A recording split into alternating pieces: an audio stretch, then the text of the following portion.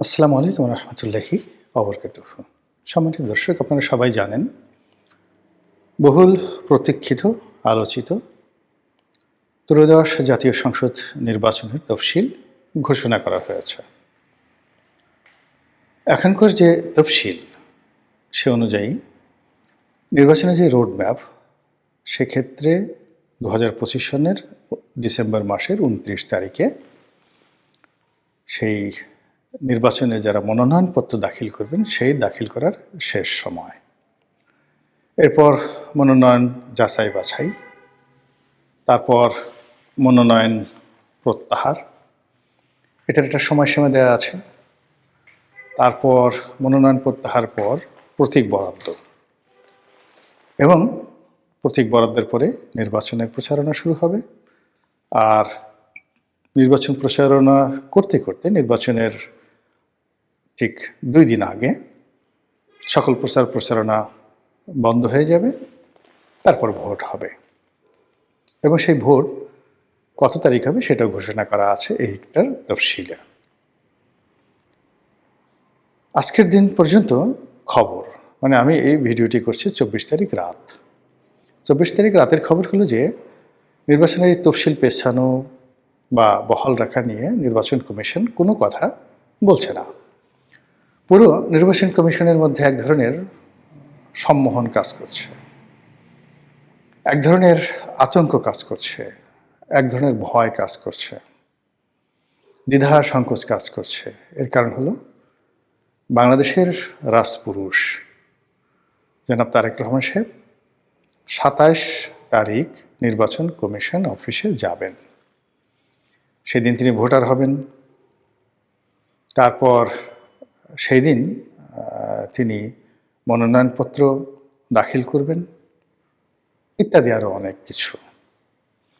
এখন এটা নিয়ে নির্বাচন কমিশনের একটা টেনশন হলো অতীতে যে নির্বাচনগুলো হয়েছে, তিনটি নির্বাচন 14, 18 এবং 24, এই নির্বাচনের সঙ্গে যারা সংশ্লিষ্ট ছিলেন, ডিসি, এসপি, নির্বাচন কমিশনার, প্রধান নির্বাচন কমিশনার, সকলের কপাল পুড়েছে, বিশ্রী রকম পরিবেশ পরিস্থিতির মধ্যে পড়েছে। যার ফলে কি হলো, এখনকার যে ইলেকশন কমিশনে যারা কর্তা ব্যক্তি রয়েছেন তাদের নিজের অজান্তে তাদের মধ্যে এক ধরনের সাইকোলজিক্যাল প্রেশার, মনস্তাত্ত্বিক চাপ তারা অনুভব করবেন।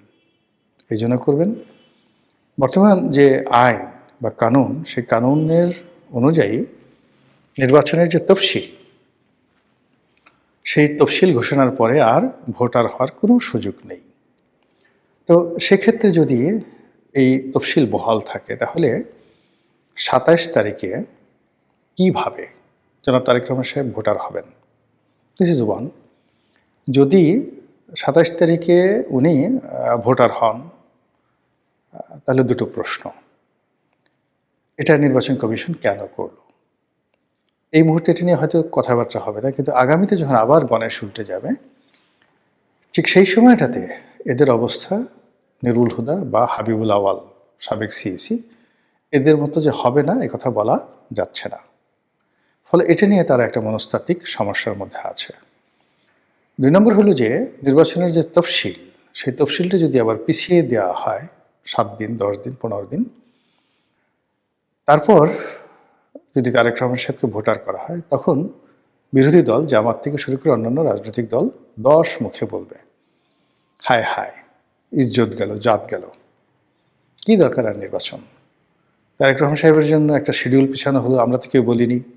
তারেক রহমান সাহেবের জন্যই এত কিছু করা হলো, তো দরকার কি নির্বাচন? আপনারা একটা একতরফা নির্বাচনের একটা ফলাফল তৈরি করেন, আমাদের কাছে পাঠিয়ে দেন, আমরা সেটা স্বাক্ষর করে দিয়ে বা নো অবজেকশন দিয়ে দিয়ে আপনারা ঘোষণা করে বিএনপিকে 300 আসনে জয়লাভ করিয়ে তারপর তারেক রহমান সাহেবকে বঙ্গভবনে পাঠিয়ে দেন প্রধানমন্ত্রী হিসেবে শপথ গ্রহণ করানোর জন্য। অসুবিধা কি? কোনো অসুবিধা নাই তো। তো এই যে কথাগুলো হবে, নিশ্চিত হবে, এতে কোনো সন্দেহ নেই। একটা হলো যদি বর্তমান বিধি ব্যবস্থা অনুযায়ী তারেক রহমান সাহেবকে কোনো রকম শিডিউল পরিবর্তন না করে তাকে ভোটার করা হয়, তাহলে পুরো নির্বাচনের বিধি ব্যবস্থা, আইন কানুন, নির্বাচন কমিশন আগামীতে একটা ফায়ারের মধ্যে পড়বে, এতে কোনো সন্দেহ নেই। দুই নম্বর হলো যে নির্বাচন কমিশনকে যদি তারেক রহমান সাহেবকে ভোটার করতে গিয়ে তার শিডিউল চেঞ্জ করতে হয়, তাহলেও কিন্তু ওই যে যেটি বললাম, তারা ঠাট্টা মশকরা টিটকারি থেকে শুরু করে মানে যেটাকে বলা হয় সাইবার বুলিং, সেই সাইবার বুলিংয়ের মধ্যে সবাই পড়ে যাবে এবং তাদের নিরপেক্ষতা নিয়ে, সততা নিয়ে, দক্ষতা নিয়ে নানা রকম টিটকারি টিপ্পনি কাটা হবে। তো এই বিষয়টা নিয়ে তারা এতটা চিন্তিত যে নির্বাচনের যে তফসিল, এই তফসিল নিয়ে কী করা উচিত ইন অ্যাডভান্স তারা কিছুই বলতে পারছেন না। ইতিমধ্যে এনসিপির যারা নেতৃবৃন্দ তারা দেখা করেছেন, তাদের মধ্যে নাসিরউদ্দিন পাটোয়ারি তিনি বলার চেষ্টা করেছেন যে আমরা সার্বিক পরিস্থিতি বিবেচনা করে তফসিল পিছানোর কথা বলেছি। সেখানে নির্বাচনের অন্যান্য যে সকল ডেট, বিশেষ করে যেদিন নির্বাচন অনুষ্ঠানের কথা বলা হয়েছে সেটা অপরিবর্তিত রেখে তফসিলের যে অন্যান্য শিডিউলগুলো আছে সেগুলো পেছানো যেতে পারে।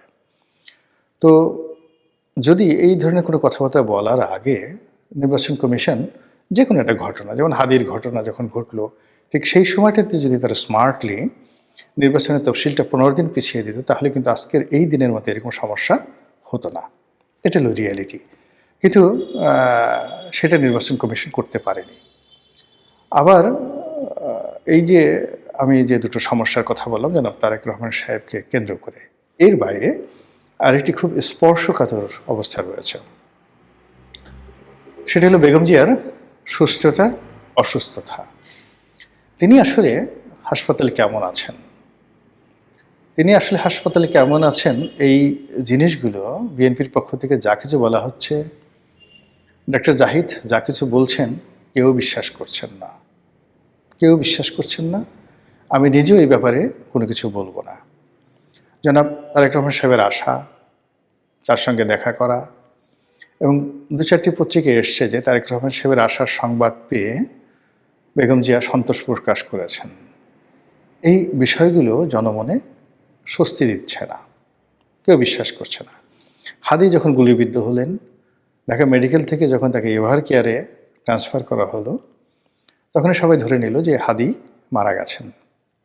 মূলত একটি বিরূপ পরিস্থিতি এড়ানোর জন্য এভার কেয়ারে রাখা হয়েছে, অ্যাজ বিকজ যে সেখানে এসএসএফ রয়েছে, এবং সেই অবস্থাতে মানুষের সেন্টিমেন্টটিকে আরও লিঙ্গারিং করার জন্য তাকে সিঙ্গাপুরে পাঠানো হয়েছে।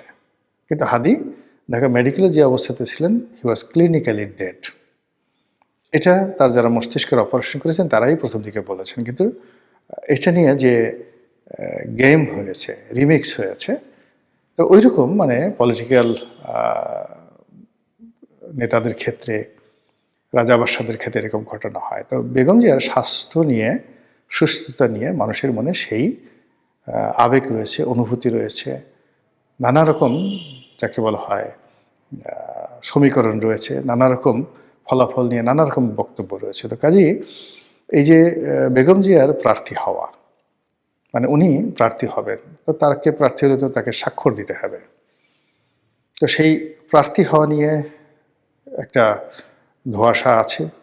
যদি তিনি সুস্থ থাকেন, যদি তিনি অসুস্থ হন, যদি তিনি প্রার্থী হন, যদি তিনি প্রার্থী না হন, এটা নির্বাচনের তফসিলের ক্ষেত্রে একটা বিরাট হুমকি বা ঝামেলা হয়ে আছে। এর বাইরে যেটি হচ্ছে সেটি হলো যে আল্লাহ না করুন যদি বেগম জিয়া সত্যিকার অর্থেই আল্লাহর ডাকে সাড়া দেন, তাহলে কি এই তফসিল থাকবে? প্রশ্নই আসে না। এই তফসিল পিছিয়ে যাবে, এবং সেক্ষেত্রে শুধু তফসিল পেছাবে না, নির্বাচনটা পিছিয়ে যাবে। এবং যারা এখন ক্যালকুলেশনই করতে পারছে না, তারা হয়তো ভাবতেই পারছেন না যে বেগম জিয়ার অনুপস্থিতি আর তারেক রহমান সাহেবের 17 বছর পর বাংলাদেশের প্রত্যাবর্তন, এই দুটোর রসায়ন কেউ মিলাতে পারবেন না। যে পরিস্থিতি তৈরি হবে রাজনীতির অঙ্গনে, সেটা সামাল দেওয়ার মতো অবস্থা বিএনপির কোনো নেতার নেই, স্বয়ং তারেক রহমানেরও থাকবে না। এখানে বিএনপির মধ্যে যতটা না সমস্যা হবে, বিএনপির বাইরে তত বেশি সমস্যা হবে। এখানে হিমালয়ের মতো একটা উচ্চতা নিয়ে তারেক রহমান সাহেবের মাথার উপরে, বিএনপির মাথার উপরে বেগম জিয়ার যে অবস্থান, সেটা কারণে ক্ষমতার যে বলয়গুলো রয়েছে, সেটা ক্যান্টনমেন্ট বলেন, বঙ্গভবন বলেন, অথবা সেক্রেটারিয়েট, সুপ্রিম কোর্ট, অন্যান্য রাজনৈতিক দল, যমুনা, ডক্টর মোহাম্মদ ইউনূস, সবাই এখানে বেগম জিয়াকে কাউন্ট করছেন। কিন্তু যখন এই বেগম জিয়ার প্রসঙ্গটা চলে যাবে, শুধুমাত্র তারেক রহমান সাহেব বিএনপি থাকবে, তখন বিএনপির যারা প্রতিপক্ষ তাদের সবার মধ্যে একটা উল্লাস তৈরি হয়ে যাবে, এমনকি আওয়ামী লীগের মধ্যেও। সেটা যদি হয়, আল্লাহ মাফ করুক, পুরো এখন যে ধরনের রাজনীতির হিসাব রয়েছে, সব হিসাব এলোমেলো হয়ে যাবে। আমি যে কথাগুলো বললাম, এটা কেবলই মাত্র রাজনীতির একটা ধারণা থেকে, গণনা থেকে, এবং এটা হওয়ার সম্ভাবনা খুব খুব বেশি। কিন্তু আমি মনে মনে চাচ্ছি যে আমি যা কিছু বললাম এর একটাও যেন না ঘটে।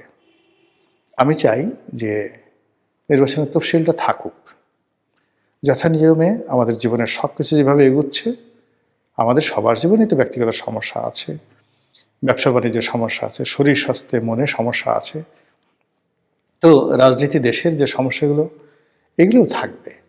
একটা সমস্যা নিষ্পত্তি করবেন, তারও 10টা সমস্যা আসবে। কিন্তু তার সঙ্গে সঙ্গে এই রাজনীতির যে বিবর্তন, রাজনীতির যে ধারাবাহিকতা, এটা না চলতে থাকুক। ইলেকশন হোক, ইলেকশনের পরে ক্ষমতা হস্তান্তর হোক, সব কিছু স্বাভাবিকভাবে চলুক, কোনো কিছুর জন্য যেন কোনো কিছু বাধাগ্রস্ত না হয়। এটা আমি চাই, অনেক মানুষ চায়। কিন্তু প্রকৃতি এমন একটা ব্যাপার, প্রকৃতি মাঝে মধ্যে আমাদেরকে নিয়ে খেলে। সেই নজরুলের কবিতার মতো, খেলিছ এ বিশ্ব লয়ে বিরাট এ শিশু আনমনে।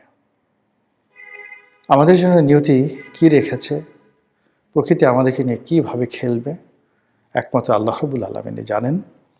তবে একজন বাঙালি হিসেবে, এদেশের একজন আমজনতা হিসেবে অন্তরের অন্তঃস্থল থেকে চাইব আমাদের দেশটি ভালো থাকুক, দেশের সকল মানুষ ভালো থাকুক, এমনকি দেশের পশু পাখি কীটপতঙ্গ, পাহাড় সমুদ্র নদী থেকে শুরু করে বালুকা বেলা সবাই ভালো থাকুক।